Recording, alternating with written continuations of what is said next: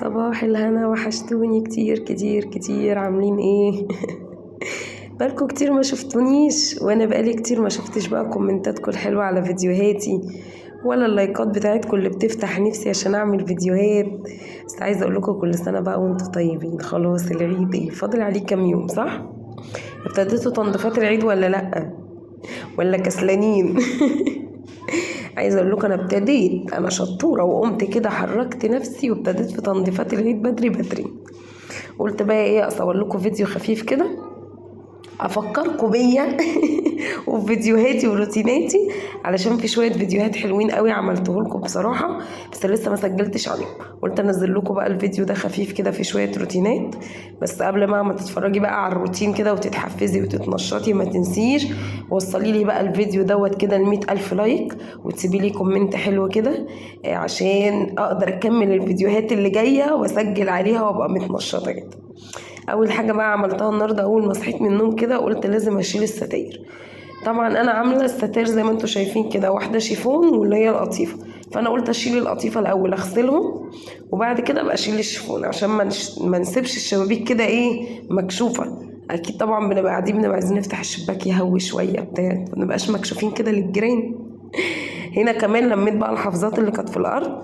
طبعا انتوا عارفين في الشتاء انا كنت فرشه الحفاظات القطيفه دي، خدتهم كده حفظه حفظه. انا عايزه اقول لكم ان انا ما غسلتهمش كلهم في يوم واحد، يعني غسلت الحفظه ومعاها شويه مشايات، ويوم تاني كنت باجي مثلا ايه اروق اوضه. يعني عارفين بقى نكته الاوض بتاعت العيد دي، اللي هو بقى تروقي تحت السرير وتروقي دولاب العيال والكلام ده. كنت كل يوم اجي اعمل حاجه في اوضه واقوم غسلاني مثلا ايه شويه مشايات، اشد حفظه كده من اللي في الصاله اقوم غسلاهم. انت كمان اعملي كده، ما تكركبيش على نفسك، يعني ما تقعديش ايه اللي هو انا هغسل السجاد كله في يوم واحد، لا. يعني عايزه اقول لكم الموضوع ده بيبقى مرهق، لان غسيل السجاد مش سهل. الا بقى لو انت مثلا بتبعتي سجادك يتغسل بره، لا خلاص يبقى لميه كله مره واحده عشان تبقى نازله واحده وطالعه واحده للسجاد. انا عشان بغسل سجادي في البيت فبتسلى فيهم، كل مدى كده اسحب سجاده مع مشايات اوضه. يعني مثلا لو انا هغسل سجاد الاوض بشد مثلا السجاده بمشايتها، يعني لو فرشه مثلا في الاوضه سجاده بمشايتين خلاص هغسلهم مع بعض. الاوضه التانية كده. في الصاله مثلا عشان في كذا سجاده، لا يبقى هغسل مثلا السجاده النهارده مع ترويقه في المطبخ.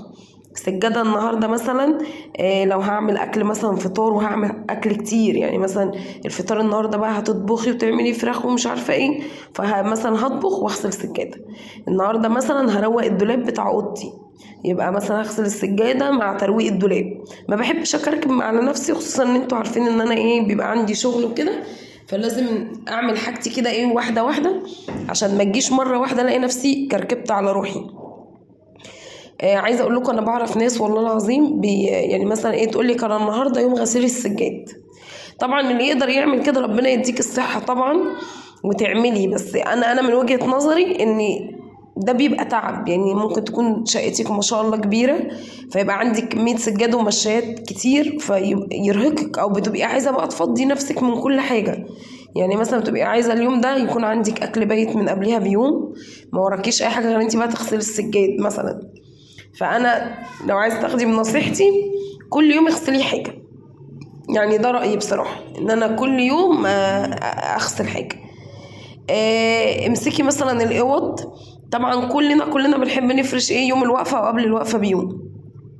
هعمل لكم برضو فيديوهات فرش الشقه وكده بتاعت العيد. ما تفرشيش كله في يوم واحد، او مثلا ما تكركبيش على نفسك كل حاجه في يوم واحد. فاهمه قصدي؟ يعني مثلا احنا غسلنا السجاد وشلناه نضيف والستاير ومش عارفه ايه كده، تعالي بقى قبل العيد كده مثلا باسبوع ابتدي بقى امسكي الاوض، مثلا نروق ادراج التسريحه مع الدولاب. النهارده مثلا نصبن الحيطان بالارض، وكده كده الارض مع الفرش يا دوبك بتاخد تلميعه كده بالشرشوبه خفيفه. مثلا خش اوضه الولاد، برضو اعملي كده روقي دولابهم، روقي التسريحه. المكتب طبعا احنا اليومين دول انتوا عارفين لسه الدراسه شغاله والامتحانات، فلسه بقى ولا الكتب اتشالت ولا كركبه الكشاكيل والورق بتاع الدروس والكلام ده كله. فبرضه تقدري ترتبي الحاجات دي. مثلا يوم اعملي تحت السراير، يعني النهارده مثلا نعمل تحت السراير بتاعت اوضه الولاد، يعني اشيل المراتب واروق تحت السرير ونكنس ونمسح، بحيث ان احنا خلاص يبقى الدنيا من تحت نظيفه.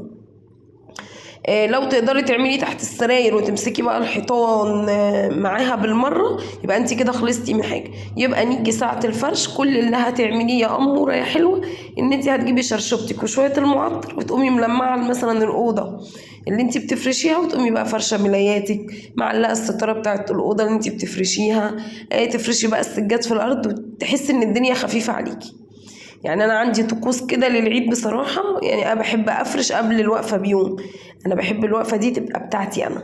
الوقفه دي بقى كده تلبسي بيجامه الوقفه وتلبسي الولاد بقى البيجامه برضو بتاعت الوقفه او الترنجات اللي انت جايبها لهم، وتحسي كده ان اليوم حلو. يعني عارفه تبقي قاعده مستعديه للعيد كده وانت عارفه كلك نشاط، مش اللي هو بقى تقعدي تفرشي يوم الوقفه ويبقى تعبك كله طلع، يجي عليكي اول يوم العيد تبقي مهدوده، متقدريش بقى ولا تخرجي الولاد ولا تقعدي مثلا معاهم ولا اي حاجه. لا، ما تفرشي شقتك قبل الوقفه بيوم، صدقني بيفرق كتير.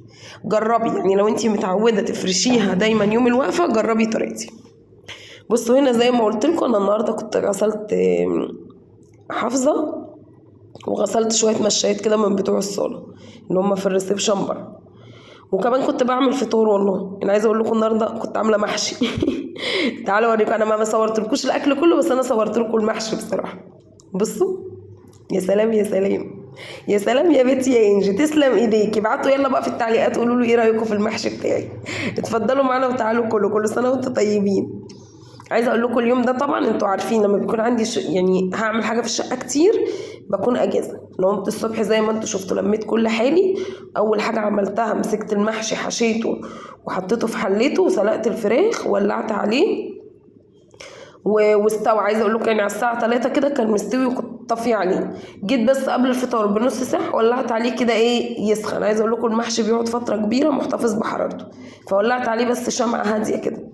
وكنت بقى خلصت السجاد والمشايات وخدت شاور، بعد كده حطينا بقى الفطار بالهنا والشفا. اقول لكم مع السلامه، استنوني بقى الفيديو الجاي.